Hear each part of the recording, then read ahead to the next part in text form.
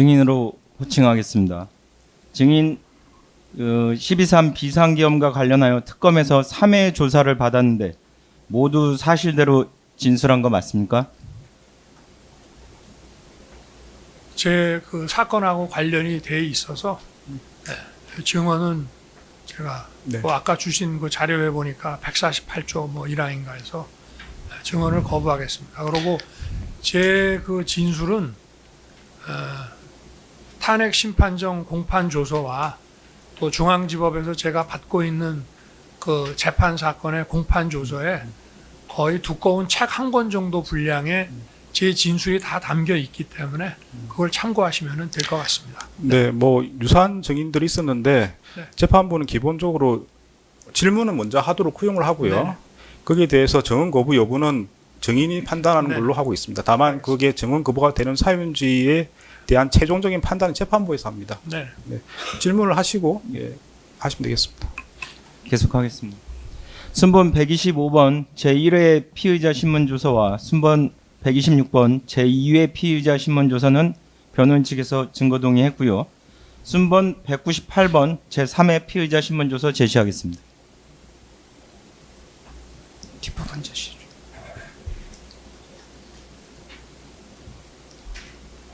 증인인 거 2025년 7월 5일 특검에서 3회 피신조서 받은 건데요. 모두 사실대로 진술하고 진술한 거 열람한 다음에 서명 날인하신 거 맞습니까? 옆에 화면을 좀 봐주십시오. 저 답변하지 않겠습니다. 똑같은 사유입니다. 네, 다음 질문하시죠. 예. 오늘 그 증인신문 과정에서 등장한 사람들의 직책은 2024년 12월 3일 비상계엄 선포 당시의 직책으로 말씀드리겠습니다. 증인은 2022년 3월 9일 대통령 선거에서 당선되어 2022년 5월 10일 대한민국 제20대 대통령으로 취임하여 2025년 4월 4일 헌법재판소에서 파면 결정 시까지 대통령으로 재직한 사실이 있죠? 그렇습니다. 사망입니다. 증인이 대통령으로 당선된 이후 2022년 4월 3일 피고인을 국무총리로 지명하였고 피고인은 2022년 5월 21일부터 2025년 5월 1일까지 다시 읽겠습니다. 피고인은 2022년 5월 21일부터 2025년 5월 1일까지 국무총리로 근무한 사실 있죠? 이것도 뭐 기억이 정확치 않기 때문에 답변을 안 하겠습니다. 네, 다음 질문하시죠. 사항입니다. 증인이 대통령으로 재직하는 동안 피고인이 유일한 국무총리였죠? 그렇습니다. 2024년 12월 3일 비상계엄 선포 전 비상계엄 준비와 관련해서 질문하겠습니다. 5항입니다. 증인의 2024년 12월 3일 비상계엄을 선포한 사실 있죠? 증인이. 그렇습니다. 가항입니다. 증인은 어떤 경위로 비상계엄을 선포하게 되었습니까? 네, 뭐 이것도 답변하지 않겠습니다. 네, 다음 질문하시죠. 나항입니다. 언론 보도 등을 통해 알려진 바로는 증인이 비상계엄 선포 전 당시 야당인 더불어민주당에서 감사원장, 검사들에 대한 탄핵을 추진하자 특단의 조치가 필요하다면서 경로하였다고 하는데 사실입니까? 제가 그 계엄 선포 담화문과 또 그 후에도 여러 차례의 담화문, 그다음에 페북글, 헌재 재판소의 최후 최종 진술 이런 데 전부 다 나와 있습니다. 이 부분에 대해서 별도 증언은 하지 않겠습니다. 네, 다음 질문하시죠. 다행입니다. 증인은 2024년 10월 1일 오전에 김용현 국방부 장관을 불러 국가 비상대책을 강구해야 한다고 말하면서 비상계엄을 준비하라고 지시하였죠. 이것도 다 나와 있기 때문에 답변 거부하겠습니다. 네, 다음 질문하시죠. 상황입니다. 이에 김용현 장관은 계엄 선포문, 대국민 담화문, 포고령이 필요하다고 답변하면서 이를 준비해 보겠다고 이야기했죠. 네, 이것도 답변하지 않겠습니다. 네, 다음 망입니다. 질문하시죠. 이후 김용현 장관이 2024년 12월 1일 이 문건들에 대한 초안을 가지고 와서 증인에게 보고하였죠. 이것도 뭐 다 나와 있는 얘기니까 답변 거부하겠습니다. 망입니다. 증인은 김용현이 작성해온 포고령과 관련하여 야간 통행금지 부분만 삭제하고 나머지 부분을 그대로 승인한 사실이 있죠. 이것도 답변을 하지 않겠습니다. 랑입니다. 포고령 비상계엄 선포문 제시하겠습니다. 증인 옆에 오른쪽에 화면을 좀 봐주시고요. 이게 당시 피고인이 비상계엄 선포를 위해 준비한 비상계엄 선포문과 포고령이 맞습니까? 또 뭐 답변하지 않겠습니다. 6항입니다. 이 문건 이외에 각 부처에 전달한 지시사항 문건이 또한 있었죠. 이것도 뭐 답변하지 않겠습니다. 기획재정부 지시사항 문건 관련해서 질문하겠습니다. 증인 오른쪽에 보시면 기획재정부 장관에게 증인이 지시한 특별지시사항 문건입니다. 이게 기획재정부 장관에게 증인이 하달한 그날 하달한 지시사항 문건이 맞습니까? 이것도 뭐 답변하지 않겠습니다. 이미 나항입니다. 다 얘기를 했기 때문에. 네, 다음 질문하시죠. 나항입니다.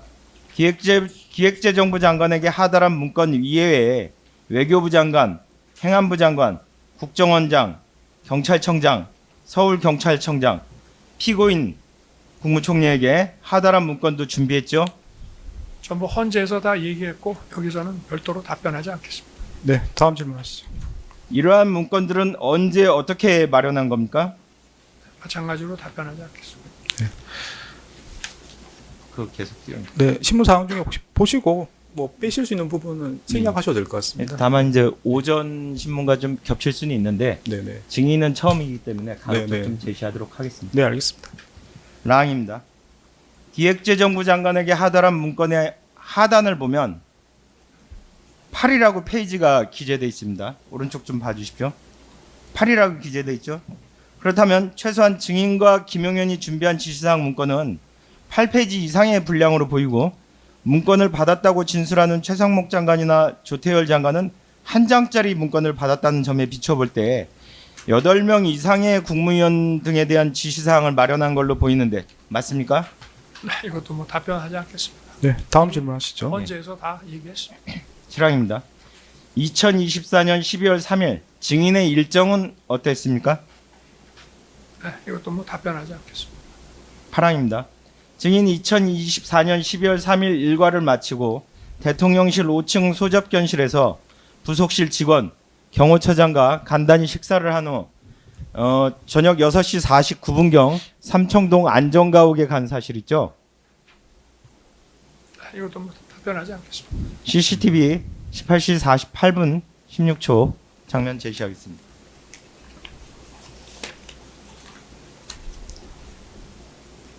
저게 지금 안가에서 회동을 마치고 증인이 들어오는 장면. 가항입니다. 당시 삼청동 안가에서 잠깐만, 이게 제가 좀 기억이 적어서 그런데 저 안가에 출발한 거 자체가 7시 때가 돼서 출발한 것 같은데요. 네, 6시 때 왔다는 겁니까? 예, 그렇게 대통령- 답변하시면 됩니다. 앞으로도. 저는 뭐 모르겠습니다. 앞으로도 시간을 그렇게 잘 답변하시면 됩니다. 시간은 예, 시간을 잘 모르겠다고 답변하고 저는 그냥 한 7시쯤 나간 대통령실 나간 거로 생각을 하고 있었는데 네, 네. 뭐 전혀 다른 내용이라 당시 삼청동 안가에서 조지호 경찰청장, 김봉식 서울경찰청장을 만난 게 사실입니까? 이것도 뭐 다 이미 진술을 한 거기 때문에 답변하지 않겠습니다. 네, 다음 질문하시죠. 김용현 장관도 이 자리에 함께 있었죠? 또 답변하지 않겠습니다. 나항입니다. 증인은 당시 조지호 청장, 김봉식 청장을 만나서 어떤 얘기를 나눴습니까? 네, 이것도 뭐 다 조서 보면 다 나오는 얘기고 답변하지 않겠습니다. 다항입니다. 이후 증인은 저녁 7시 46분경 김용현 장관과 함께 대통령실로 복귀하는 사실 있죠? 이것도 뭐 답변하지 않겠습니다. 부항입니다. 2024년 12월 3일 비상계엄 선포 전 국무위원들 소집과 관련하여 질문하겠습니다. 증인은 우리 헌법과 기헌법 등에 의할 때 비상계엄 선포 시에 국무회의 심의를 거쳐야 한다는 사실을 알고 있죠? 네, 뭐 다 얘기한 거라 이것도 별도 답변 안 하겠습니다. 예, 다음 질문하시죠. 예, 네. 시팡입니다. 증인이 2024년 12월 3일 비상계엄을 선포함에 있어 당초 국무회의 심의를 거치려고 하였습니까? 아니면 거치지 않으려고 하였습니까? 이것도 뭐 다 이미 진술한 거라 별도 답변 안 하겠습니다. 강항입니다. 강의구 부속실장 김정환 수행실장의 진술에 의하면 증인은 이와 같이 삼청동 안가에 다녀온 이후에 피고인, 행안부 장관, 법무부 장관, 외교부 장관, 통일부 장관, 국정원장만 불러 비상계엄 선포 계획을 알린 후에 비상계엄을 선포하려고 한 걸로 보이는데 맞습니까? 이거 뭐 별도 답변 안 하겠습니다. 네. 네, 다음 질문하시죠. 예, 나항입니다. 증인은 강의구 실장 김정환 실장에게 소집을 지시하기도 하고 직접 전화를 하여 국무위원들을 대통령실로 오라고 하기도 했죠. 이것도 뭐 별도 답변 안 하겠습니다. 다항입니다. 피고인 소환할 때 피고인에게는 증인이 직접 전화했습니까? 이것도 뭐 별도 답변 안 하겠습니다. 라항입니다. 김용호 장관은 수사기관에서 증인이 아닌 피고인으로부터 비상계엄 선포 사실을 먼저 들었다. 이렇게 진술했는데 증인은 피고인에게 전화로 그 호출을 하면서 비상계엄을 선포한다는 사실을 미리 알려준 사실이 있습니까? 이것도 뭐 별도 답변 안 하겠습니다. 11항입니다. 그에 따라 20시 27분경 박성재 장관, 20시 36분경 이상민 장관, 20시 45분경 피고인과 김영훈 장관, 20시 56분경 조태열 장관과 조태용 국정원장이 각각 대통령 집무실로 들어갔는데 기억나십니까? 답변하지 않겠습니다. 가항. 당시 증인과 위 참석자들은 대통령 집무실에 있는 원탁에 앉아 있었죠? 뭐 별도 답변 안 하겠습니다. 나항입니다. 증인은 왜 이 사람들을 먼저 부른 겁니까?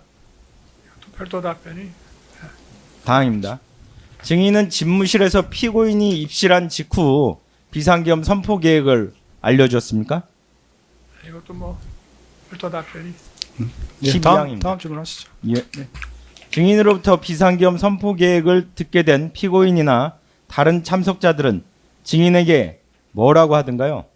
뭐 별도 답변 안 하겠습니다. 다만 여기 피고인인 한덕수 당시 국무총리께서는 저에게 얘기를 들어보고 재고를 요청하신 적이 있습니다. 네, 구체적으로 뭐라고 이야기를 했습니까? 혹시 기억이 글쎄, 나십니까? 구체적으로 뭐 지금 오래돼서 헌재에서 제가 아마 좀 얘기를 하고 이랬던 것 같은데 지금은 그때 뭐라고 말씀을 하셨는지는 그런데 하여튼 좀 반대하는 취지로 대통령 다시 한번 생각해 달라 이런 취지의 하여튼 얘기를 하신 거로 기억이 됩니다. 증인은 뭐라고 답변하셨습니까? 저는 총리께서 보시는 거와 또 대통령인 내 입장에서는 좀 판단하는 게 다르다. 난 이게 필요하다고 생각하다. 뭐 이런 취지로 저는 총리께서는 저를 설득하려고 그랬고 저는 또 총리를 설득하려고 이렇게 얘기가 좀 됐습니다. 네. 혹시 피고인이 반대라고 명확하게 표시를 했습니까? 어떻습니까? 재고해달라고 했습니까? 반대하는 취지죠. 그게 반대라는 단어를 썼는지 뭐 어떤지는 기억이 나지 않습니다만은 제한테는 반대 취지로 그걸 했기 때문에 저도 하여튼 총리께 좀 설득을 하려고 그러나 이제 뭐 모든 거를 자세하게 다 얘기해 줄 수는 없어서 네. 하여튼 제 입장에 대보시면 다르실 겁니다라는 취지로 얘기를 했습니다. 그러니까 이제 정리해 보면 이제 재고해달라는 말을 한글로 기억이 나고 네. 반대라고 말했는지는 제가 기억이 안 난다고 말씀드립니다. 반대라는 단어는 안 썼지만 네네. 하여튼 반대라는 취지니까 취지는 반대였다고 네, 생각한다. 그렇습니다. 네, 좋습니다. 예, 다음 질문하시죠. 관련하여 순번 126번 3428조 증인의 제2회 피신조서 제시하겠습니다.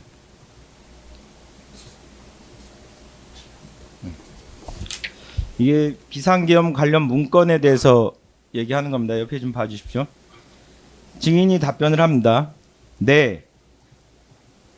내 방에서 받았을 거예요. 비상계엄 선포하는 날에는 장관이 총리에게 건의하고 다시 나에게 넘어오는 형식이니 총리에게 관련 문건을 가장 먼저 주었을 것입니다. 이렇게 진술한 사실인데 맞습니까? 이것도 뭐 별도 답변 안 하겠습니다. 네, 다음 질문하시죠. 예.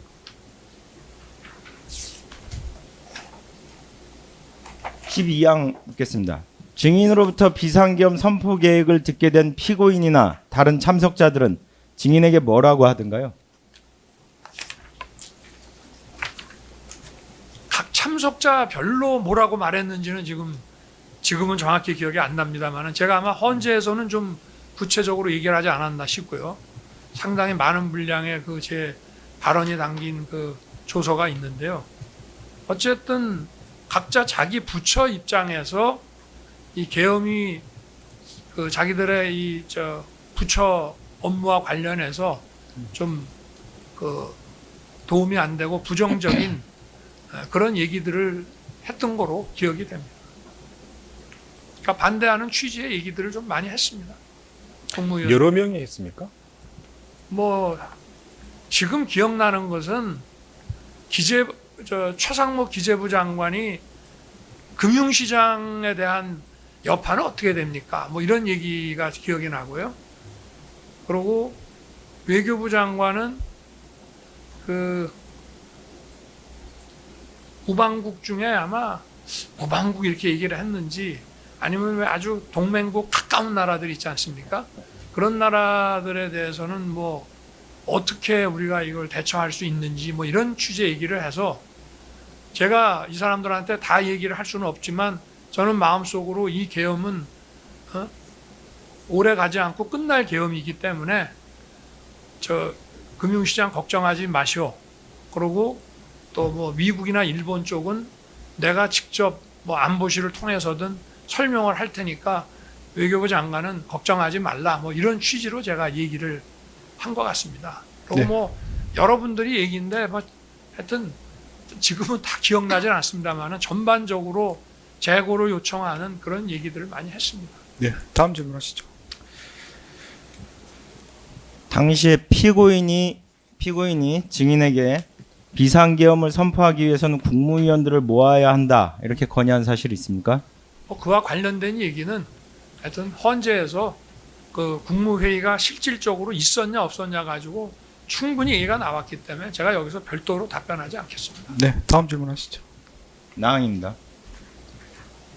김정한 실장의 법정 증언에 의하면 피고인이 비상계엄 관련 요건이라는 말을 언급했다고 진술했는데 피고인이 비상계엄을 선포하기 위해서는 요건을 갖춰야 한다는 취지로 건의한 사실이 있습니까? 글쎄 뭐 그런 단어가 뭐 기억날 리도 없고 여기서 별도의 답변을 하지 않겠습니다. 네. 다음 질문하시죠. 여기서 말하는 그 요건이란 말은 의사정족수를 의미하는 겁니까? 모르겠습니다. 답변하지 않겠습니다. 다항입니다. 강의구 실장은 김정한 실장으로부터 총리가 정족수를 맞춰야 한다고 말했다는 말을 들었다고 진술했는데 피고인이 비상계엄 선포 전 최소한 국무회의의 의사정족수를 채워야 한다는 이야기를 증인에게 한 사실이 있습니까? 별도 답변은 안 하겠습니다만은 계엄을 할 때 국무회의를 거쳐야 된다고 하는 것은 헌법에도 정해져 있고 그거 다들 아는 얘기라고 생각합니다. 답변 끝나셨습니까? 네. 라항입니다. 이에 따라 증인은 김정한 실장 등에게 지시하여 추가로 국무위원들을 소집한 사실이 있죠. 여기도 뭐 별도 답변 안 하겠습니다. 마항입니다. 김정한 실장은 피고인의 건의 이후에 증인이 추가로 6명의 국무위원들을 더 부르라고 지시했다고 그런 취지로 진술하는데 맞습니까? 알 수도 없거니와 답변하지 않겠습니다.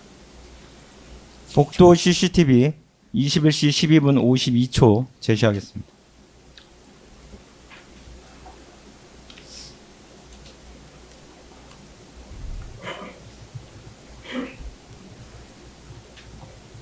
오른쪽에 보시면요, 증인. 피고인의 건의에 따라서 지금 증인이 김정한 실장을 불러서 추가로 부를 국무위원들의 명단을 불러주고 강의구 실장은 이를 메모지에 받아 적어서 나오는 모습으로 보이는데 어떻습니까? 뭐 별도 답변하지 않겠습니다만은 당시에는 이게 만약에 사전에 계엄 선포라는 것이 알려지게 되면 어쨌든 보안이 중요했습니다. 미리 알려지게 되면 딱 선포할 때 이게 나와야지 괜히 국민들한테 불편을 끼칠 수도 있고 또 최소한의 병력을 질서유지에 투입하려 했는데 병력 투입 규모가 늘 수도 있기 때문에 사전에 최소한 규모로 해놨기 때문에 원래는 10시에 하려고 그러다가 좀 늦춰졌습니다. 국무위원들 도착이 늦어져서. 그렇지만 어쨌든 그 당시에는 신속도 중요하지만 하여튼 딱 제가 계엄 선포 그 방송으로 할 때까지는 하여튼 보안 유지를 해야 된다는 게 중요한 상황이었습니다. 네, 이상입니다. 사항은 좀 바꿔서 묻겠습니다. 그 만약에 증인이 국무위원 전체를 부르라고 했다면 김정환 실장이 이렇게 메모지에 일부 국무위원들의 명단을 받아 적을 이유가 없을 걸로 봐서 그 전체를 부르라고 하지 않고 일부만 부른 걸로 보이는데 이렇게 증인이 일부의 국무위원들만 김정환 실장에게 연락하라고 지시한 이유는 뭔가요? 지금 질문에 계속 강의국 아니고 김정한 물어보시는 거죠? 약간 그걸 좀 바꿔 정정한 겁니다. 정정하셨습니까? 예. 네. 김정환이 맞습니다. 예, 김정한. 보니까. 예. 아니 제가 뭐 여러 차례 그것도 저 직권남용 사건에서도 얘기를 하고 했습니다마는 당시에는 그 행안부를 통해서 이렇게 주례 국무회의 하는 것처럼 그렇게 연락해서 하게 되면 그냥 국무회의를 소집하는 과정에서 대통령의 계엄 선포 사실이 다 알려지기 때문에 그렇게는 할 수가 없었기 때문에 그렇게 했습니다. 제가 수도 없이 헌재에서도 얘기하고 또 형사 사건에서도 주례 국무회의처럼 소집할 수는 없었다. 행안부 통해서. 증인의 말씀을 요약하면 일부만 부른 이유가 이게 외부에 알려질까봐 일부만 불렀다 이런 취지 말씀이신 건가요? 그렇죠. 보안 유지하고 정족수를 채워야 되기 때문에 하여튼 좀 빨리 올 수 있는 사람 여기저기 좀 알아봐가지고 그렇게 해서 일단 11명 정도는 된다고 하니까 그걸 맞추려고 했던 것이죠. 대접견실 CCTV 21시 9분 20초 제시하겠습니다. 11명 정도 멈춰. 말씀하셨는데 네. 그건 누가 이야기를 했습니까? 11명이라고? 아니요, 그게 이제 저 11명이면은 정족수가 된다고 그러는데 사실은 13명을 불렀습니다. 그런데 저 13명까지는 확실하게 올 수 있다고 생각을 해서 저 연락을 했는데 두 분이 좀 늦게 와서 기다리다가 10시에 선포하기로 한 게 이미 10시 반을 향해서 막 가니까 그냥 그 상황에서 11명이면 됐다 하니까 그때 저 국무회의를 이제 열었던 것이고요. 그 전에 사실은 뭐 제방이나 또 접견실에서 대접견실에서 자기들끼리 또 여기에 대해서 계엄 선포에 대해서 충분히 또 얘기를 한 그런 상황이라고 저는 보고 있습니다. 네. 네, 다음 물어보시죠. CCTV 21시 9분 20초 제시하겠습니다. 증인 오른쪽 CCTV 화면 좀 봐주십시오. 이게 지금 그 피고인, 총리 등이 그 증인이 있던 집무실에서 퇴실하는 모습인데요. 피고인과 조태열 장관, 조태용 국정원장의 손에 문건이 들려 있는 모습이 확인되는데 보이십니까?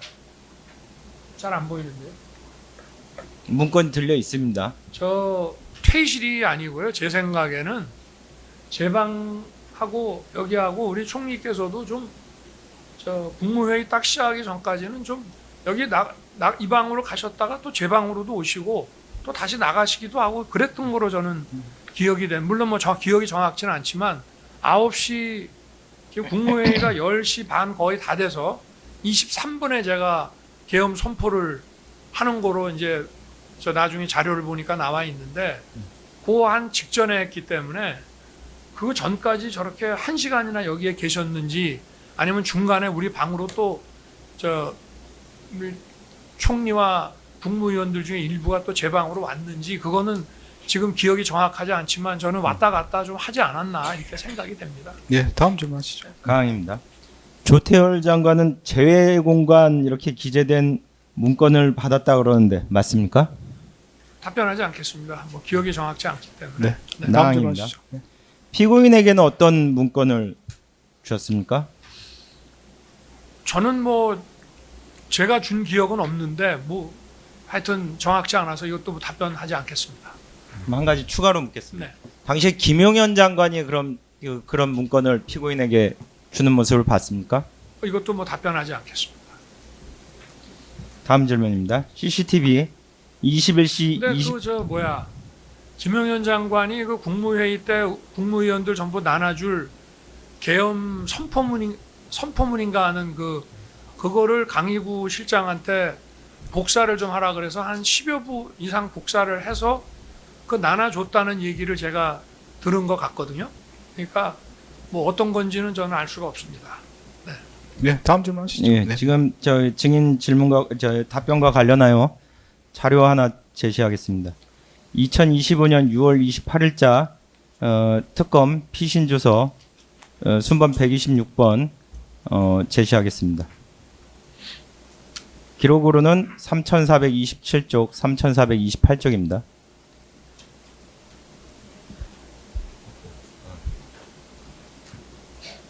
당시 검사가 물음을 당시 그 비상계엄 선포문 중 한 부 관련해서 그 국무위원들에게 나눠 주었냐 했을 때 그 본인의 답변입니다. 증인. 그때 김용현 장관도 나눠준 것이 있고 나도 나눠준 것이 있는데 헌재 청문회 할 때 이야기를 들어보니 장관들이 다들 이걸 본 적도 없다고 하더라고요. 다들 나눠준 것은 맞거든요. 장관들이 내랑 공범이 되는 줄 알았는지 본 적도 없다고 하더라고요. 이렇게 진술하신 거 맞습니까? 이것도 답변하지 않겠습니다. 예. 네, 다음 질문하시죠. 예. 대접견실 CCTV 21시 20분 40초 제시하겠습니다.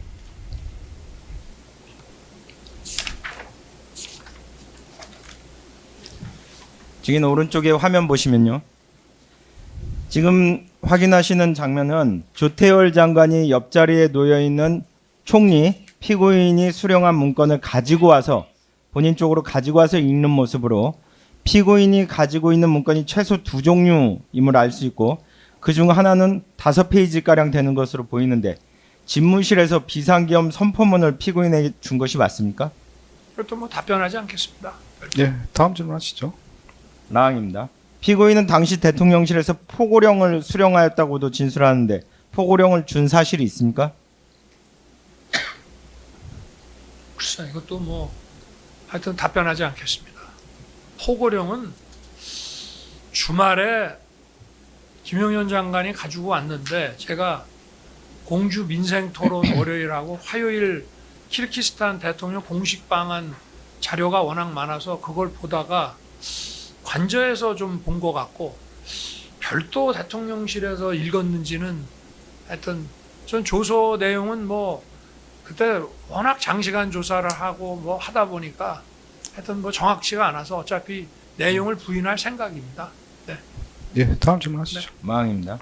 저 문건 이외에도 지금 피고인이 가지고 있던 문건이 최소 2종류 이상이기 때문에 증인은 외교부 장관이나 기재부 장관처럼 별도의 지시사항이 기재된 문건을 또 피고인에게도 준 사실 있죠? 그것도 뭐 답변하지 않겠습니다. 피고인에게 한번 확인해 보시죠. 네. 대적견실 CCTV 22시 43분 55초 제시하겠습니다.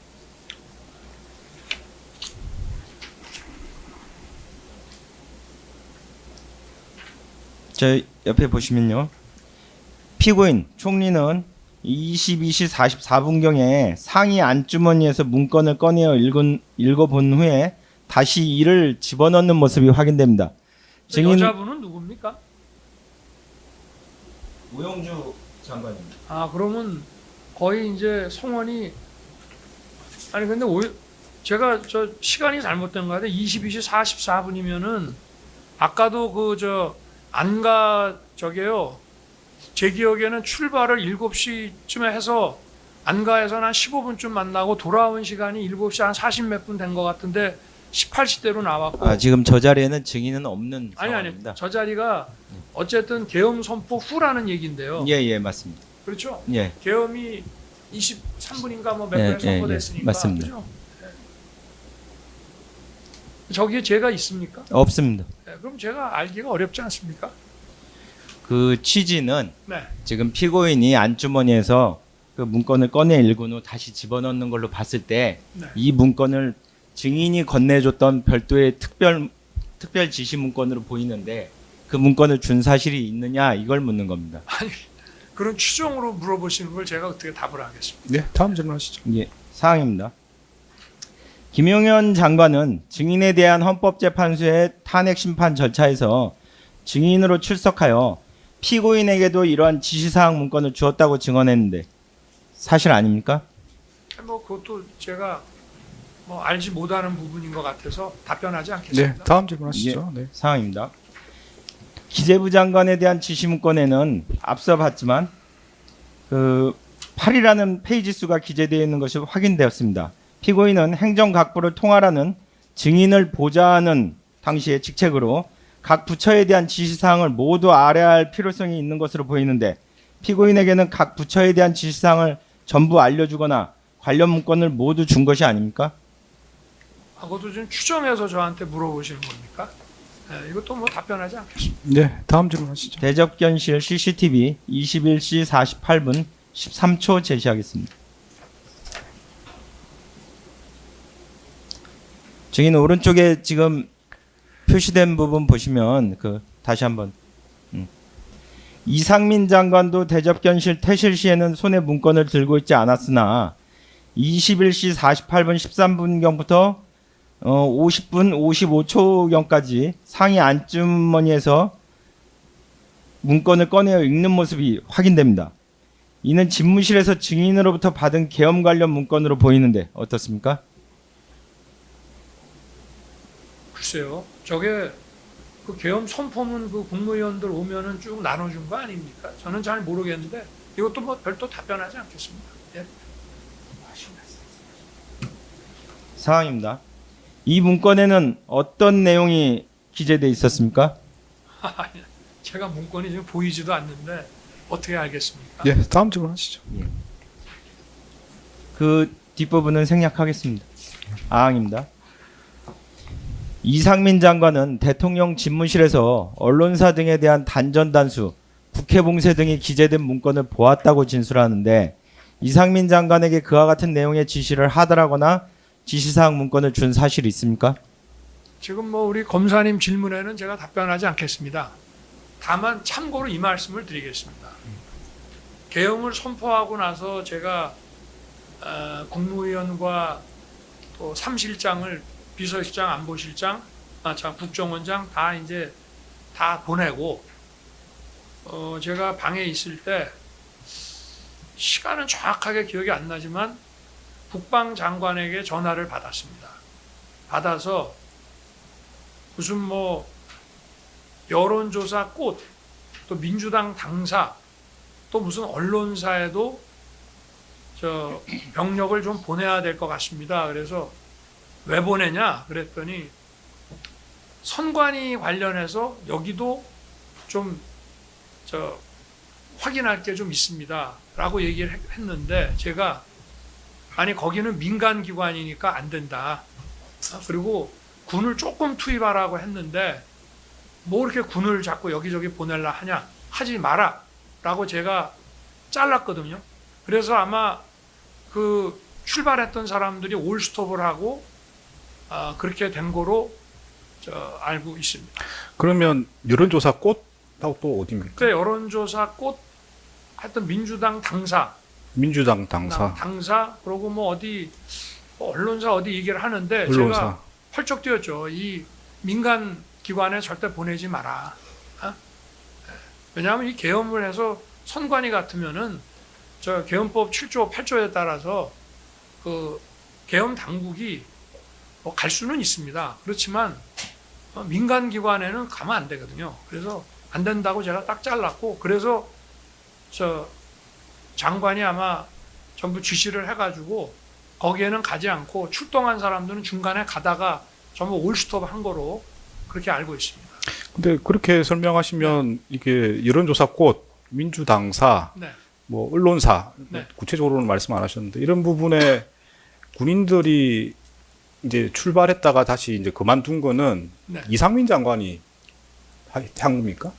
아니죠. 그러면 저 국방장관이. 국방부 장관이. 네네. 그래서 그러면 제가 하지 말라고 그랬죠. 그 당시 대통령인 증인의 지시도 없이 국방부 장관이 이렇게 했다는 겁니까? 아니 그러니까 저 일단은 출발을 시켜놓고 저한테 재가를 받으려고 뭐 출발이 됐는지 출발하자마자 전화했는지는 모르겠습니다만은 제가 이제 절대 안 된다고 하니까 올스톱을 시킨 거로 나중에 보고를 받고 그렇게 알고 있습니다. 뭐 그 당시에 이런데 출동한 사람들 내용을 확인해 보면 되는 거고 네, 그건 일단 뭐 말씀하신 부분은 김용현 장관이 네. 이렇게 하겠다고 해서 증인한테 보고했다는 뜻입니까? 그렇게 해야 될 것 같다라고 보고를 했습니다. 그래서 제가 절대 안 된다고 했습니다. 그럼 결국은 증인은 이 관련된 부분 여론조사 꽃이라든지 민주당사 언론사의 출동에 대해서는 전혀 허락한 바가 없고 당연합니다. 이 과정들은 다 김용현 장관이 했다는 그 말씀이시네요. 김용현 장관이 이제 하려고 그 선관위하고 관련해서 하려고 생각을 했던 것 같은데 그래서 저한테 재가를 구한 거죠. 그래서 저는 하지 말라 그랬습니다. 네. 다음 질문하시죠. 16페이지 자항은 재판장님께서 하시는 걸로 알고 제가 생략하겠습니다. 17페이지 14항에 대해서 묻겠습니다. 대적견실 CCTV 21시 13분 55초 제시하겠습니다. 지금 옆에 화면 좀 봐주십시오. 21시 13분경 지금 김용현 장관이 집무실에서 대접견실로 나온 순간에 손가락 4개를 표시하면서 그 끝에 앉아있는 피고인과 무언가를 논의하는 모습이 확인되는데요. 바로 직전에 제일 오른쪽 제일 끝에가 접니까? 아닙니다. 바로 직전에 피고인이요? 김용현 장관이 집무실에서 증인과 함께 있다가 함께 있다가 나오면서 손가락 4개를 피고인에게 네. 피면서 뭔가 논의하는 모습인데 당시 무슨 상황인지에 대해서 좀 아시는 대로 말씀해 주십시오. 모르겠습니다.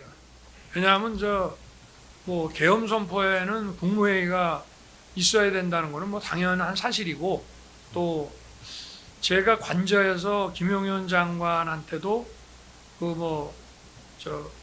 국무회의를 해야 된다는 보고를 제가 받은 거로 기억이 되거든요. 그러니까 아마 국무회의에 지금 저희 몇 명이 와 계시는 겁니까? 하나, 둘, 셋, 6명, 자기 7, 그 다음에 저까지 하면 8.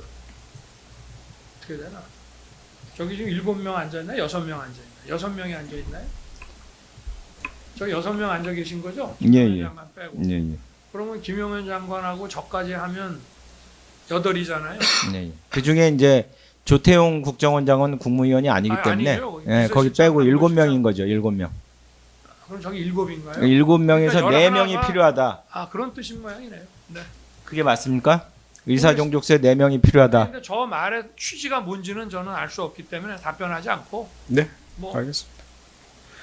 다음 질문하시죠. 예. 그럼 가당은 생략하겠습니다. 다항입니다.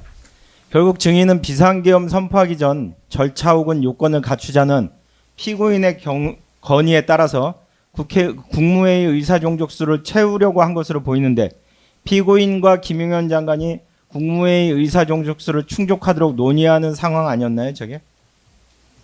아니 그러면 국무회의 없이 그냥 하려고 그러다가 저 총리의 건의에 따라서 국무회의를 하기로 했다는 얘기입니까? 뭐 그것도 포함되어 있습니다.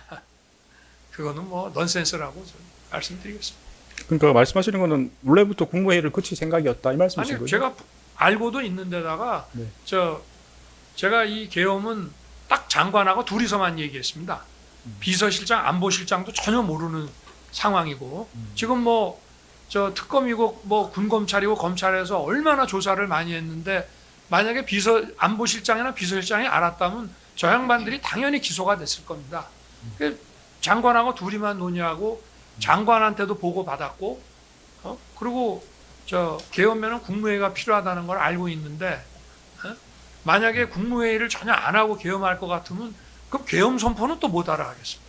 그러니까 이제 좀 전에 질문에 답변하실 때도 김용현 장관이 국무회의를 해야 한다 이렇게 말을 했다고 네네. 말씀하셨고요. 네. 그 증인도 그렇게 국무회의를 할 생각이었다. 그 그렇습니다. 말씀이시네요. 그러니까 불렀죠. 국무위원들을 국무회의 안 할 거면 간담회 하러 처음에는 간담회 얘기가 나오길래 아니 간담회 의사정족수가 어디 있으며 아니 안 부르면 안 불렀지 못하러 간담회 하러 저 시간에 부르겠습니다.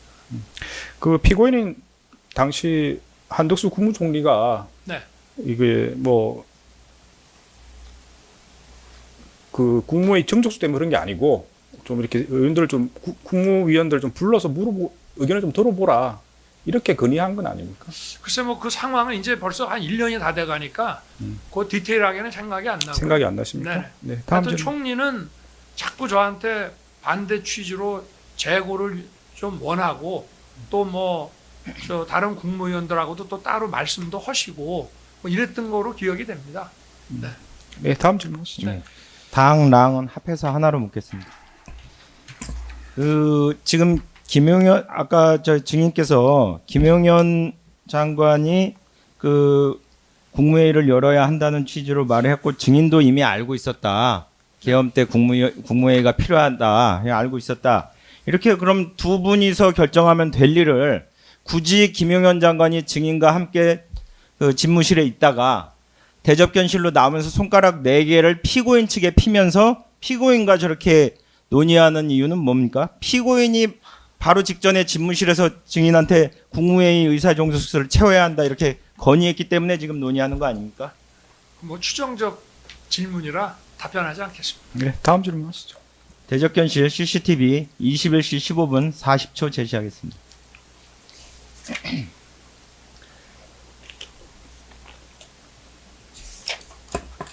대접견실로 들어갔던 김용현 장관은 다시 또 대접견실로 나와서 피고인에게 다가가 무언가를 얘기한 다음에 다시 한번 손가락 4개를 펼쳐 보이는 모습이 확인됩니다. 오른쪽에. 당시 피고인과 김용현이 국무위원들의 도착 상황을 챙겨보고 이를 수시로 증인에게 보고하고 있는 상황이었죠. 그것도 뭐 명확한 증거 없이 자꾸 추정적으로 질문하시니까 답변하지 않겠습니다. 네, 다음 질문 하시죠. 대접견실 CCTV 21시 25분 45초 제시하겠습니다. 증인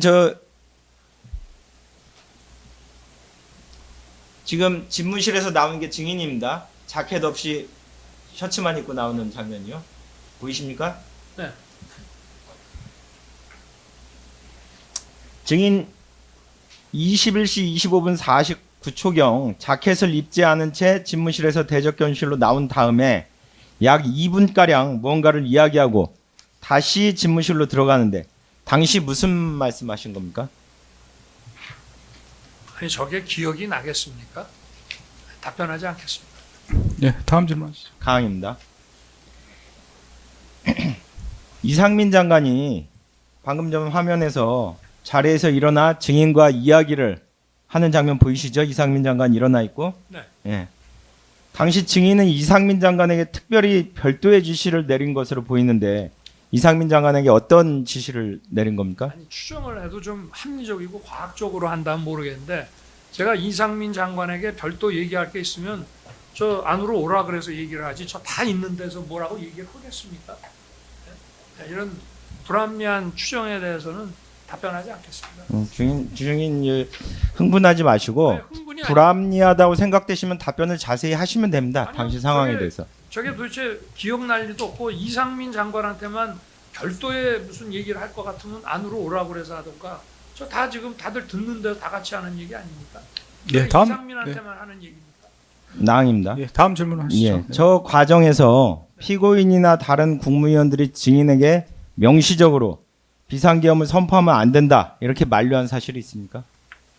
아니 국무위원들의 많은 분들이 각자 자기 부처의 업무와 관련해서 이 계엄이 주는 부정적 효과들을 얘기하면서 뭐 반대라는 단어를 뭐 썼는지 안 썼는지는 모르지만 하여튼 반대 취지의 의견 개진들을 많이 했다고 그러셨지 않습니까? 제가 나머지 저기서 지금 저 1년도 다 됐는데 저기서 무슨 다음 날 물어보는 것도 아니고 저걸 뭐라고 제가 답변을 하겠습니까? 네, 다음 예. 질문 하시죠. 17항은 생략하겠습니다. 18항입니다. CCTV 21시 29분 35초 제시하겠습니다.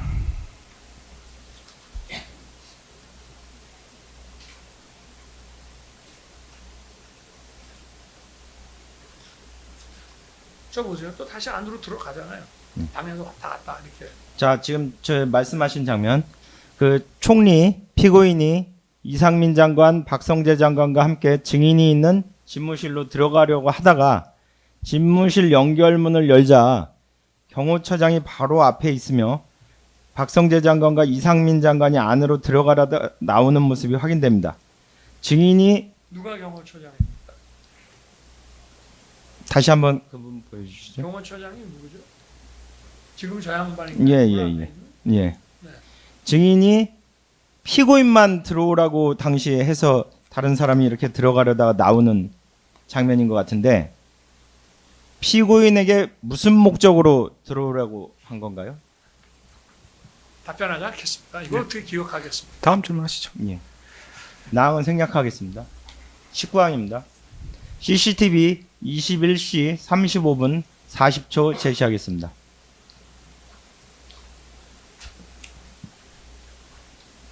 방금 전에 21시 29분경에 집무실에 들어갔던 장면 보셨죠? 피고인이 35분경에 퇴실을 합니다. 집무실에서 대적견실로 약 6분간 집무실에서 증인과 함께 있었던 걸로 확인되는데 당시에 증인은 피고인과 어떤 대화를 나눴습니까? 이런 식의 저 CCTV 가지고 뭐 분단위로 이렇게 물어보시면은 여기에 대해서는 이제부터 답변하지 않겠습니다. 혹시 진행 관련해서 검찰 특검을 이렇게 쭉 물어보신 거는 저는 이해가 없는데 시간이 지금 6시 뭐 1시간 정도 남은 것 같은데 저희가 이제 반대 신문할 그런 기회도 있어야 되고 지금 증인이 다시 나오기 전에 저희 재판 일정 다 어려우실 것 같아서 혹시 일단 증인이 계속 중간중간 답변하고 계셔서 계속 물어보시는 거에 대해서 좀 필요하다고 생각합니다. 혹시 만약 6시 외에도 쭉 진행된다면 저희는 뭐 상관없습니다. 실제 어떻게 하시는 건지 좀 제가 여쭤보는 예, 이거 시간을 좀 고려하셔야 될 것 같습니다. 지금 반대 예, 신문까지 있어가지고 일단 질문 내용을 보시고 지금 예. 증인이 말씀하시는 건 이제 이렇게 세부적인 시간별로 질문은 기억이 안 난다는 입장에서 이제 질문을 답변 안 하시는 것 같으니까 그런 예. 부분을 고려해서 물어보셔야 될 것 같습니다. 예, 알겠습니다. 20항 묻겠습니다. 피고인이 증인과 함께 집무실에 들어갔다가 증인이 있는 집무실에 들어갔다가 대접견실로 나온 다음에 바로 그 즉시 휴대전화를 꺼내서 송미령 장관에게 대통령실로 빨리 오라 이런 전화를 한 사실이 있습니다. 이는 결국 피고인이 국무위원들을 소집하여 의사종족수를 채워서 외관을 갖추자고 증인에게 건의했기 때문에 이런 일이 있었던 거 아닌가요? 이제 답변하지 않겠습니다. 예, 다음 질문하시죠. 가나다는 생략하도록 네, 하겠습니다. 생략하시고. 예. 네. 21항입니다. 제시하지 않고 바로 묻겠습니다. 대적견실 CCTV 21시 39분경 화면을 보면 피고인 김용현 장관, 강의구 실장 등이 있는 대적견실로 나와서 증인이 강의구 실장에게 서두르라는 듯한 손동작을 하고 강의구 실장은 무엇인가를 메모하고 대적견실 밖으로 나가는데 이런 상황이 벌어지게 된 이유는 뭔가요? 답변하지 않겠습니다. 네. 밑에는 생략하시죠. 그냥. 예. 네네. 가나다 생략하겠습니다. 네. 22항도 생략하겠습니다. 아니 근데 아까 뭐 외관을 갖추려고 했다는데 얘기 많이 나누고 의견도 듣고 뭐 장관들 중에 아까 제가 기억나는 뭐 금융시장 우려라든지 뭐 어떤 가까운 나라들과의 어떤 관계 우려 또 총리의 재고 건의 그런 얘기를 듣는 것이 외관입니까? 그리고 정식으로 국무회의를 했다는 CCTV도 뭐 여기서 방영을 했다고 제가 들었는데요. 저게 뭐 국무위원들이 무슨 외관 갖추러 온 무슨 인형도 아니고 그거는 좀 너무 뭐라 그럴까 어떤 의사가 반영된 그런 질문 아니신가요? 네, 무슨 말씀인지 알겠고 판단은 재판부에서 하겠습니다. 네네. 네. 다음 질문하시죠. 예, 23항은 생략하고 24항은 좀 제시하겠습니다. CCTV 복도 CCTV 21시 59분 29초 제시하겠습니다.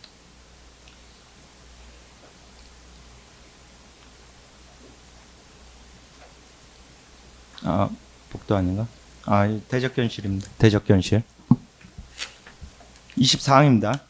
증인은 21시 51분 47분경 다시 집무실에 있다가 대적견실 옆에 봐주십시오. 아니, 안 보겠습니다. 이제 그만하시죠. 저렇게 얘기해가지고 무슨 답을 하려고 저렇게 저 장면을 보면 대적견실로 나와서 증인이 시계를 보면서 국무위원들에게 무슨 이야기를 하는데 당시가 21시 59분 40초 즉 10시 예정된 계엄 시간을 한 20초 정도 앞두고 지금 상황입니다. 당시에 시계를 보면서 지금 막 국무위원들한테 어떤 얘기를 하는데 저게 어떤 상황입니까? 답변하지 않겠습니다. 예. 다음 점 하시죠. 예. 가항 생략하겠습니다. 25항도 생략하겠습니다.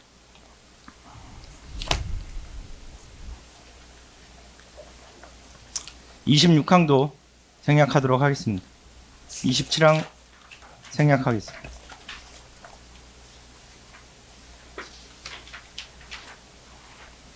28항은 좀 제시하겠습니다. 대적견실 CCTV 22시 14분 5초.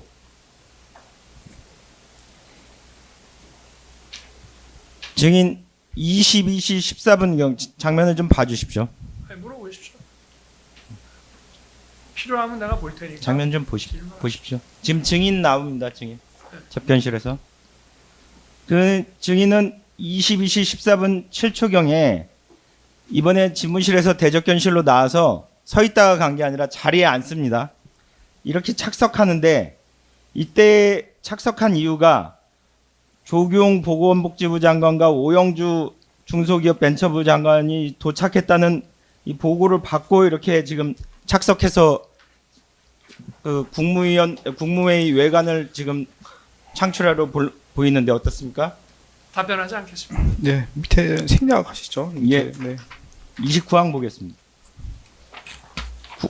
CCTV는 제시하지 않고 질문하겠습니다. 국무회의 의사종족수가 충족되자 김용현 장관은 강희구 실장을 불러서 문건을 건네주며 복사를 부탁하고 김용현 장관은 강희구 실장이 복사해 문건을 건네받아서 일부 국무위원들에게 나눠주는데 이런 나눠주는 장면 기억하고 있나요? 답변하지 않겠습니다.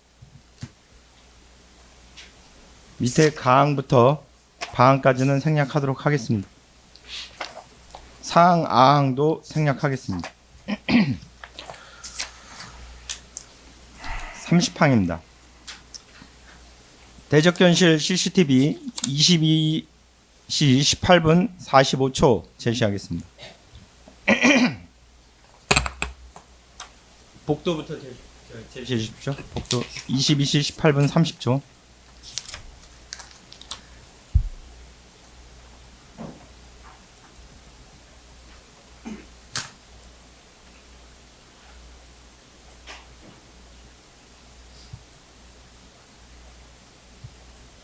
증인이 지금 계엄 선포하러 가려고 복도에 나오고 있습니다. 그랬다가 그 복도에서 김영현 장관이 가지고 있는 서류 봉투 안에 문건들을 이렇게 둘이 확인하는데 이 장면 기억납니까? 기억날 수가 없죠. 벌써 오래됐는데. 예, 다음 질문 하시죠. 예. 당시에 이 서류 봉투에 그럼 어떤 문건이 있는지도 기억 안 납니까? 그렇습니다. 마항까지 생략하겠습니다. 바항도 생략하겠습니다. 저 서류봉투, 뭐 서류봉투인지 모르겠는데 헌재 그 심판정에서 얘기가 나왔나? 하여튼 그 최상목 부총리한테 무슨 전해줬다는 뭐 문건 아까 올려놓은 거 있지 않습니까? 그거를 전달해 준 것이 아니냐? 뭐 그런 얘기가 헌재 때 나왔는데 한번 헌재 저도 좀 기억이 확실하지 않아서 헌재 공판 조서 보면 아마 그 얘기가 있지 않겠나 싶은데요.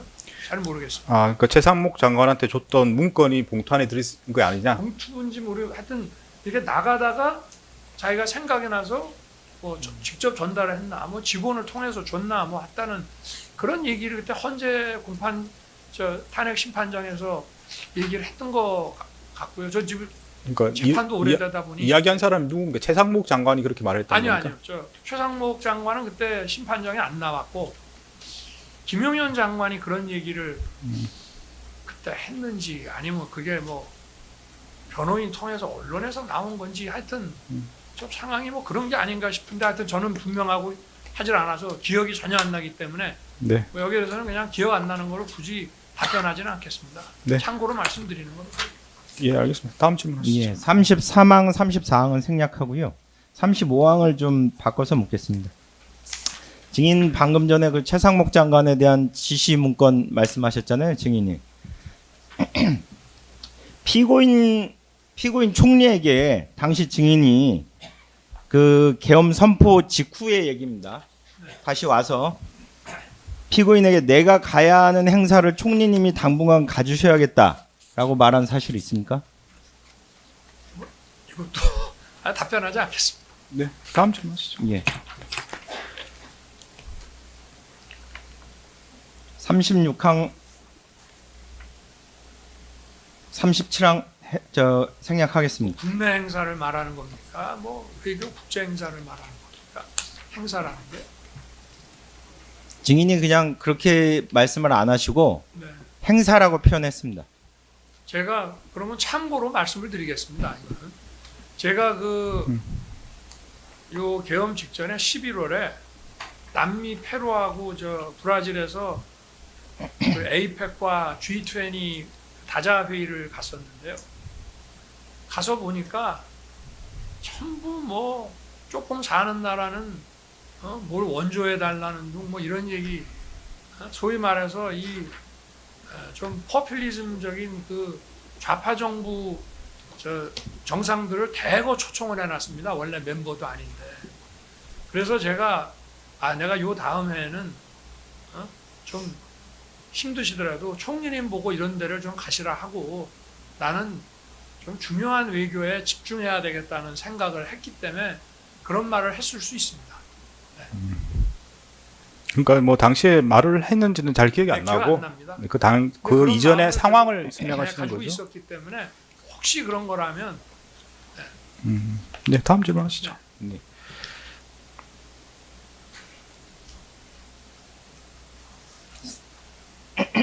앞에 부분 다항 다 생략하고 34항 묻겠습니다.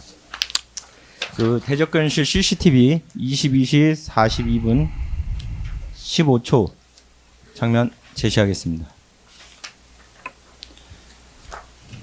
증인 저게 지금 증인이 계엄 선포하고 와서 국무위원들에게 말하고 증인이 자리에 일어나자 국무위원들이 다 지금 자리에서 일어나는 장면입니다. 증인 당시 서류 챙겨 들고서 송미령 장관과 악수하면서 인사하는데 송미령 장관에게 어떤 얘기했는지 혹시 기억나십니까? 답변하지 않겠습니다. 기억이 안 나기 때문에. 증인 당시 이상민 장관과 악수하고 저 화면에 전화라는 듯한 손동작을 하면서 이상민 장관과 이야기를 하는데 이런 손동작입니다. 당시에 어떤 지시를 하신 겁니까? 이것도 기억나지 않기 때문에 답변하지 않겠습니다. 예, 다음 질문하시죠. 다음은 생략하도록 하겠습니다.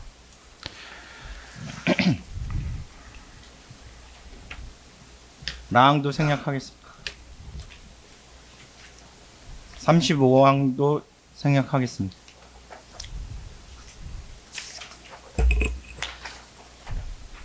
라에서 바항까지는 하나로 32페이지 나에서 바항까지는 하나로 묻겠습니다. 증인 당시에 그 국무회의 마치고 그 서명 관련해서 얘기가 오간 거 알고 계신가요? 들었습니다. 우리 강희구 실장한테. 어떤 식으로 들었습니까? 그러니까 무슨 저 A4 용지 하나를 저 어디다 놔두고 이제 국무회의 국무회의를 했으니까 강희구 부속실장은 이제 행안부 그 담당 공무원한테 참석자 그 명단을 보내줘야 되는데 그냥 보내주기보다 참석자 거기다 자기 이름으로 사인하면 그거를 저 자료로 첨부해서 참석자 명단을 해가지고 저 사후에 국무회의 관련 자료를 만드는데 써라라고 종이를 올려놨는데 사람들이 이게 또 무슨 뭐 책임져야 되는 건가 이렇게 생각하고 서명들을 안 하고 나갔다는 얘기를 들었습니다. 아, 들은 이야기입니까? 네, 그러니까 이게 그냥 A4 용지거든요. 아무 저 백지의 A4 용지입니다. 그러니까 저 행안부 담당자한테 이 국무회의는 어느 국무위원들이 참석했다라고 하는 거를 자기가 이제 워드로 쳐서 보내주려는데 그 뒤에 참석자가 서명한 것이 있으면 더 좋겠다 해서 백지를 하나 내놓고 받으려고 했는데 뭐 난 안 써 뭐 이러고 나가면서 주로 안 썼다고 하더라고요. 그 아. 얘기를 나중에 그 취지를 들은 것 같습니다. 강의구로부터 나중에 들은 이야기입니까? 그렇습니다. 저는 뭐 저기서 뭐 백지를 뭐 놔뒀다 이런 얘기도 그 당시에는 몰랐고요. 나중에 그런 얘기를 들었습니다. 예, 다음 질문하시죠. 네, 32페이지 마항만 묻겠습니다. 당시에 그 서명 관련해서 국무위원들 간에 논쟁이 있었다, 의견 충돌이 있었다 이런 보고도 받았습니까? 그런 얘기는 모르겠습니다. 하여튼 저게 뭐 나중에 조사봐야 되나. 저게 무슨 국무위원들의 무슨 부서를 받으려고 한 게 아니냐. 그런데 그건 터무니없는 얘기고요. 부서라고 하는 거는 딱딱 저게 되면은 뭐 전자결제로 부서를 하든지 또는 뭐 근데 그 무슨 이런 계엄 관련 국무회의는 뭐 전원이 뭐 서명하게 돼 있다면 그건 저희가 알지를 못했고요. 그리고 이런 그 절차라든지 이런 것은 실체적 절차적 요건에 대해서는 그거는 어떤 긴급을 요하는 긴급 어떤 비상대권 행사기 때문에 그거는 뭐 저는 좀 탄력적으로 운영해도 된다는 생각이었고 저거는 부서를 받으려고 했는데 거부한 거하고는 전혀 관련이 없는 상황입니다. 그 부서를 받아야 되는지를 그 당시는 모르고 몰랐습니다. 저는 몰랐다는 아니 그리고 겁니까? 저거는 행안부 규정이지 어떤 법률이라든지 뭐 이런 데 기재된 게 아니기 때문에 그냥 관례상 뭐 이렇게 한다는 겁니다. 그래서 그 어차피 이게 이제 부서라고 하는 거는 원래 그 안건을 낸 그 부처 장관, 총리, 그다음에 대통령이 최종 결재할 때 그 두 사람의 대부분이 전자결제거든요. 부서라는 게 전자결제 클릭을 말하는 건데 뭐 이 계엄 같은 이런 중요한 거는 국무회의 그 록에 국무위원이 뭐 이렇게 자기가 클릭을 전부 하게 돼 있는 모양입니다. 근데 그거는 행안부에 무슨 업무 편람에 그렇게 돼 있다 하더라고요. 뭐 무슨 말씀을 하시는지는 알겠는데 네. 이 여러 가지 전자결제가 가능한 부분, 부서를 해야 되는지 부분은 저희 재판부에서 판단을 하겠습니다. 네, 그러시죠. 그 뭐 어떤 입장인지는 알겠고요. 네. 그런 말이 어떤 근거가 있는지에 대해서는 제가 판단을 하겠습니다. 그 종이를 놓은 걸 가지고 네. 그래서 이제 저는 잘 몰랐는데 저 종이는 그냥 참석자 그냥 단순히 확인하려고 한 거였다는 취지로 들었습니다. 네, 다음 질문하시죠. 예. 그 38번 묻겠습니다. 앞부분은 생략하겠습니다.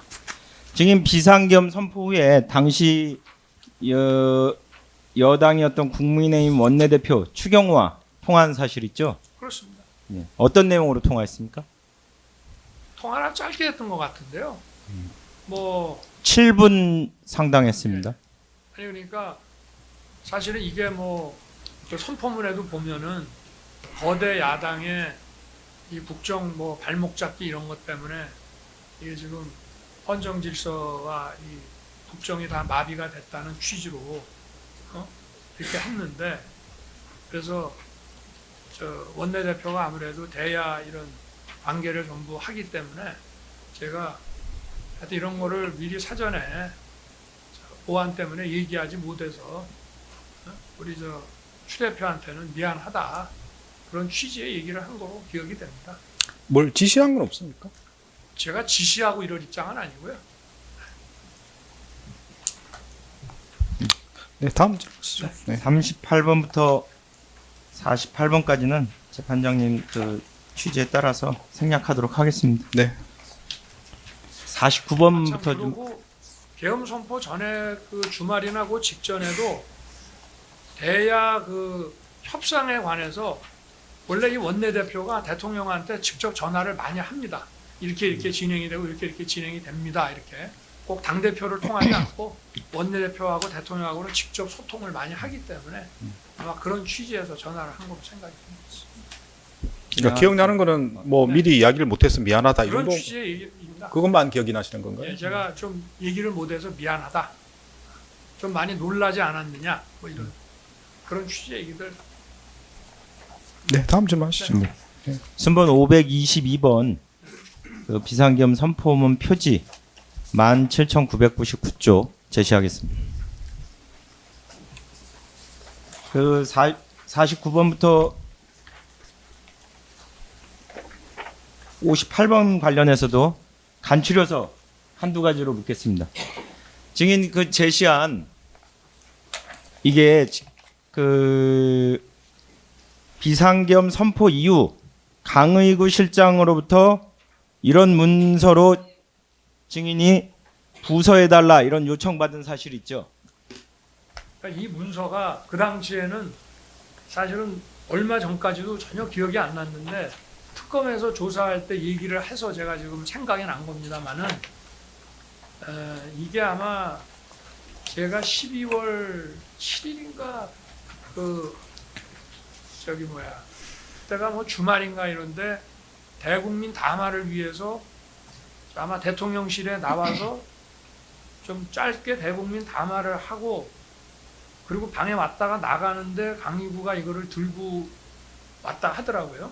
그래서 제가 이걸 보니까 이런 사후 부서인데 이게 보안을 신속과 보안을 요할 때는 저는 사후 부서를 할 수 있다라는 생각을 가지고 있었지만 사후 부서는 해당 부처인 국방부에서 담당자가 기한을 해서 이렇게 올라와야 되는데 이거를 왜 자네가 하나 그랬더니 장관님하고 총리님하고 다 이미 서명을 하셨기 때문에 대통령님도 일단 그냥 좀 해주십시오 해서 제가 서명을 했던 거로 기억이 됩니다.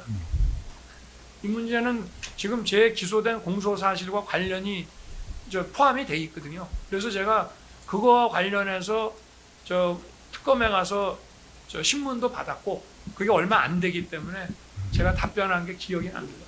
네. 예, 다음 질문하시죠. 60항입니다. 네. 증인 비상겸 선포문 표지에 서명한 후에 네. 강의구 실장으로부터 피고인의 요청에 따라서 이거 폐기하겠다 이런 보고받은 사실이 있죠. 이렇게 됐습니다. 뭐 폐기하기 전에 저한테 보고한 것이 아니고 나중에 폐기하고 나서 저한테 그때 그 사인하신 거는 부속실에서 만드는 게 좀 부적절하다고 하셨는데 총리님께서도 이거는 오히려 이 국방부에서 정식으로 한 게 아니니까 그냥 폐기하는 게 좋겠다라고 해서 폐기했습니다. 이렇게 얘기를 했고 저도 이 문서를 만드는 것부터 좀 부적절하다. 이게 왜 국방부에서 안 하고 대통령 부속실장이 이거를 기한하냐 했기 때문에 잘 됐다는 취지로 얘기를 했고 만약에 사전에 저한테 총리께서 이거를 폐기하자고 하는데 어떻게 할까요? 라고 물었으면 폐기하라고 했을 겁니다. 제가. 결국은 강의구가 증인의 허가도 없이 결국은 폐기한 셈이 됐네요. 아니 제가 이 문서에 서명을 할 때도 야 이거를 왜 자네가 만드나 국방부에서 해야지라고 했기 때문에 강의구는 총리께서 그렇게 얘기를 하니까 폐기하고도 한참 지나서 저한테 거의 연말쯤 얘기를 하지 않았나 싶습니다. 어쨌든 상황은 알겠는데 네네. 일단 폐기할 때 강의구가 증인한테 특별히 확인을 하거나 허가를 받고 한 건 아니지 않습니까? 그렇습니다. 폐기할 때는 그랬고요. 네네. 네. 예, 다음 질문하시죠. 순번 520번 17,997쪽 강의구 진술서 헌재 진술서 제시하겠습니다. 증인 지금 옆에 주황색으로 색칠한 부분 한번 읽어드리겠습니다. 강의구의 진술입니다. 헌재에 제출했던 그래서 저는 12월 10일 대통령 관저에서 대통령께 이 지금 말씀드렸던 비상겸 선포문 관련하여 대통령께 이를 보고드리고 문서를 폐기하였습니다. 이렇게 헌재 진술서를 제출했고요. 또 증인의 변호인 최명성 변호사로 선임하기 전에 검찰 조사에서 3차례나 피고인의 뜻을 대통령께 먼저 보고했고 대통령이 그렇게 하라고 하여 폐기했다. 이런 취지로 진술했는데 사후 보고한 게 맞습니까? 사전 보고한 게 맞습니까?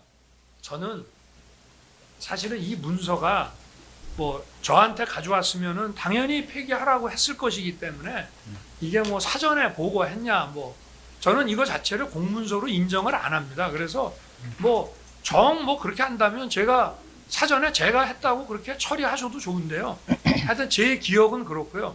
나중에 이 부분은 지금 공판이 진행 중이니까 뭐 하여튼 강의구의 증언도 들어보시고 적절하게 판단하시면 저는 뭐 어떤 식이어도 저는 그렇게 생각을 하지만 사전에 제가 총리께 보고하고 저한테도 보고하고 폐기한 게 맞다 하면은 뭐 저는 그거 인정하겠습니다.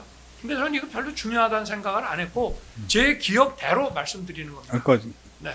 증인의 기억을 물어보는 게 증인신문 그러니까요. 내용이라서 네네. 기억하고 계신 게 정확하게 어떤 건가요? 저는 하여튼 연말쯤에 네. 어떤 계기에서 들은 것 같고 그리고 이것도요 원래 나온 얘기가 아닙니다. 폐기한 문서인데 수사기관이 어떻게 알겠습니까? 제가 헌재에서 강의구가 이런 문서를 만들었었다라는 얘기를 제가 헌재에서 얘기를 했기 때문에 이게 나온 거거든요. 굳이 제가 뭐 이걸 가지고 뭐 그렇게 문제 삼을 거면 제가 이런 얘기를 헌재에서 먼저 왜 얘기를 했겠습니까? 존재하지도 않는 문서인데. 그러니까 뭐, 결국은 이제 네. 폐기 전에 증인의 허락을 받은 적은 없고 그건 맞는 저는 거니까. 그렇게 기억을 하고요. 네네. 그러니까 기억하신 대로 말씀하시면 됩니다. 네네. 뭐 이쪽에서는 이게 뭐 공용서류 손상이라고 그러는데 저는 기본적으로 이게 어떻게 공용서류고 공문서가 되냐라는 생각이라 저는 어떻게 돼도 상관이 없고 다만 기억은 저는 그 나중에 그렇게 저는 들었는데요. 한번 뭐 강의구가 법정에서 그렇다고 그러면 뭐 제가 굳이 다툴 생각은 없습니다. 일단 판단은 재판부에서 하겠습니다. 네네, 저희 이제 증인의 기억을 묻는 거라서요. 네네. 다음 질문 하시죠. 예. 준비한 질문은 끝났고 추가적으로 하나만 묻겠습니다. 그 본건 그 피고인의 재판 죄명 중에 내란 우두머리 방조가 있기 때문에 이 부분은 그 좀 물어보겠습니다. 증인 2024년 12월 3일 비상계엄 당시에 군과 경찰에 지시하여 군경이 서울 여의도에 출동하여 시민들과 대치된 상황에서 국회를 봉쇄하고 계엄 해제 요구 의결을 위해 모인 국회의원 등을 체포하려 하며 경기도 과천 중앙선거관리위원회 등지에 출동하여 선관위 사무실에 침입하여 서버 등을 확보하라고 이렇게 지시한 사실이 있습니까? 무슨 뭐 객관적 팩트를 물어보는 게 아니라 무슨 공소 사실을 뭉뚱그려서 질문하는 거기 때문에 답변이 부적절하다고 생각해서 거부하겠습니다. 이상입니다. 네, 알겠습니다.